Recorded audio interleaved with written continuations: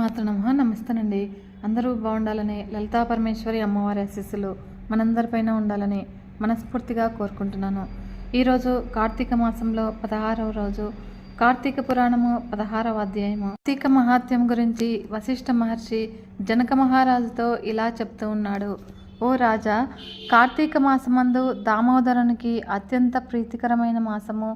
ఆ మాసమందు స్నాన దాన వ్రతాదులను చేయుట మరియు సాలగ్రామ దానము చేయుట చాలా ముఖ్యము. ఎవరైతే కార్తీక మాసమందు తమకు శక్తి ఉన్నా కూడా దానము చెయ్యరో అలాంటి వారు రౌరవాది నరకబాధలు పొందుతారు. ఈ నెల దినములు కూడా తాంబూల దానమును చేయువారు చక్రవర్తిగా పుట్టుతారు. ఆ విధంగానే నెల రోజుల్లో ఏ ఒక్కరోజు కూడా విడవకుండా తులసికోట వద్ద కానీ భగవంతుని సన్నిధి కానీ దీపారాధన చేసిన యెడల సమస్త పాపములు నశించుటయే గాక వైకుంఠ ప్రాప్తి కలుగుతుంది.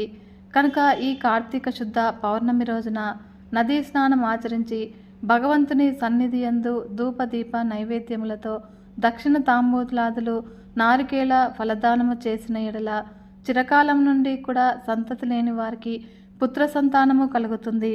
సంతానమున్నవారు చేసినచో సంతాన నష్టము జరగదు. పుట్టిన బిడ్డలు చిరంజీవులై ఉంటారు.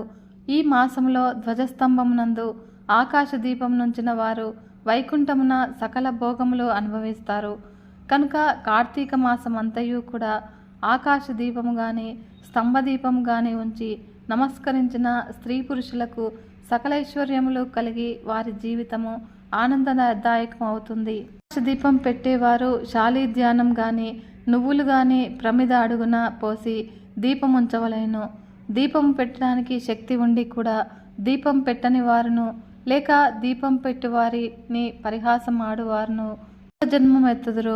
ఇందుకొక కథ కలదు, చెప్పెదను వినుము అని ఇలా చెప్తూ ఉన్నాడు. స్తంభము విప్రుడగుట.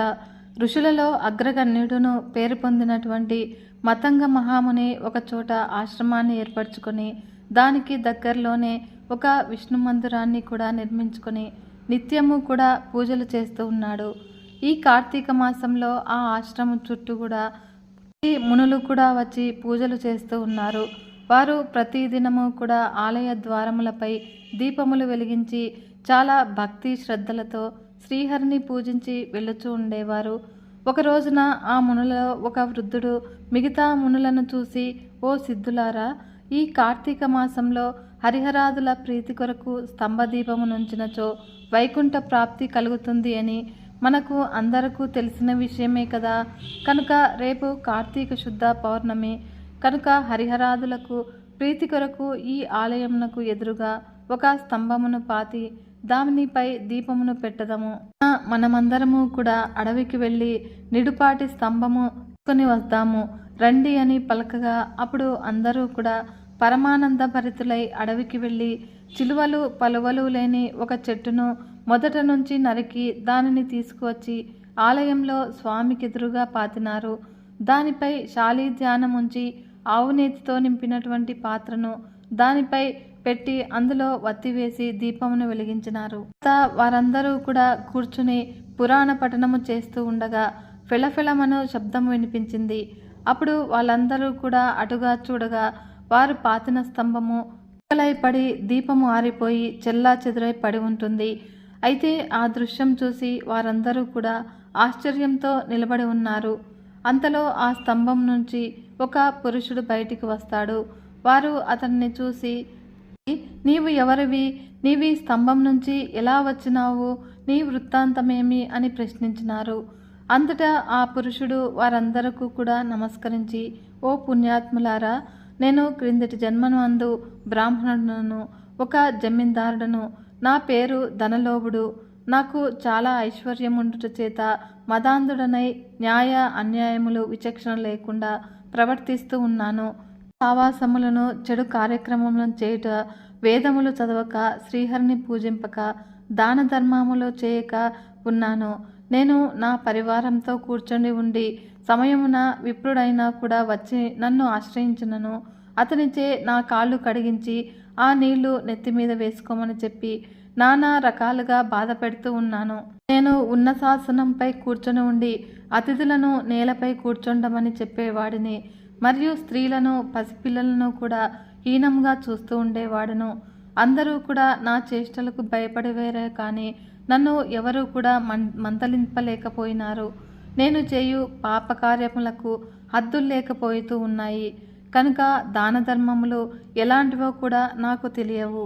దుర్మార్గుడనై పాపినై అవసాన దశలో చనిపోయి ఘోర నరకములను అనుభవించి 1,00,000 జన్మల మందు కుక్కనై 10,000 జన్మలు కాకినై 5,000 జన్మలు తొండనై 5,000 జన్మలు పేడ పురుగునై తర్వాత వృక్ష జన్మనెత్తి కీకారణ్యమందు కూడా నేను చేసిన పాపములను పోగొట్టుకొనలేకపోతుని కనుక ఇన్నాళ్లకు మీ దయవలన స్తంభమునగానున్నటువంటి నేను నరరూపమెత్తి జన్మాంతరమందు జ్ఞానినైతిని కనుక నా కర్మలన్నీ కూడా మీకు తెలియజేసినాను, నన్ను మన్నింపండి అని వేడుకున్నాడు.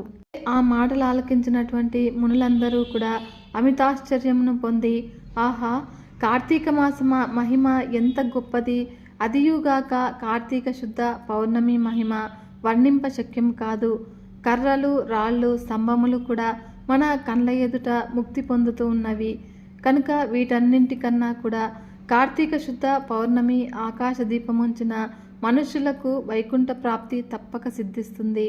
అందువలననే ఈ స్తంభమునకు ముక్తి కలిగినది అని మునులు అనుకొనుచుండగా ఆ పురుషుడు ఆ మాటలు ఆలకించి, ఓ మునిపుంగవులారా, నాకు ముక్తి కలుగు మార్గం ఏదైనా కలదా?